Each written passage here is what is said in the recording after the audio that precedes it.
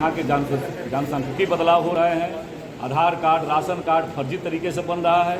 और जब हम वैध नागरिक प्रमाण पत्र बनाने के तरीकों के बारे में जब सवाल उठाते हैं, मामले अखबारों की सुर्खियों में हो रही है। अभी नेता प्रतिपक्ष जी ने बताया होगा आपको कि कैसे फर्जी राशन कार्ड बना करके अनुसूचित जाति के नाम का राशन कार्ड, और वो जा रहा अल्पसंख्यक क्षेत्र में जा रहा है। जी, आप ये मानेंगे कि पहले भी ये सब चीज़ें होती थी? क्या सरकार अभी बड़े पैमाने पर हो रही है और इनका संरक्षण है। आप याद करिए, उस समय भी जब कहते थे तो कांग्रेस के लोगों को मिर्ची लगती थी।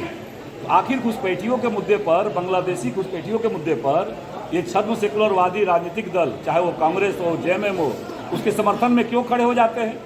अगर देश प्रथम का बोध आपके अंदर है, देश का बोध आपके अंदर है, तो इन विदेशी जो नागरिक अवैध रूप से आपके यहाँ आ रहे हैं उस पर कार्रवाई की बात करनी चाहिए। एनआरसी की बात, ये देखो हमने दिया था, क्वेश्चन किया था, इन्होंने 2018 के बारे में बोला कि 2018 में एनआरसी का प्रक्रिया गया है।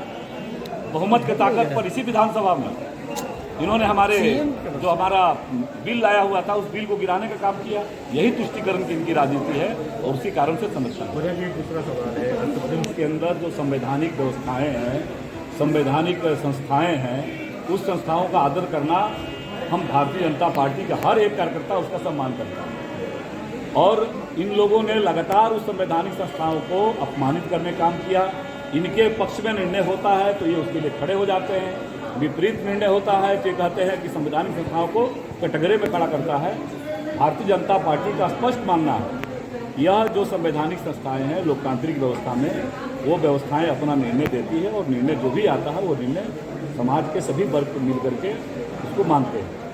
इसलिए न्यायालय का जो निर्णय है वो सम्माननीय है।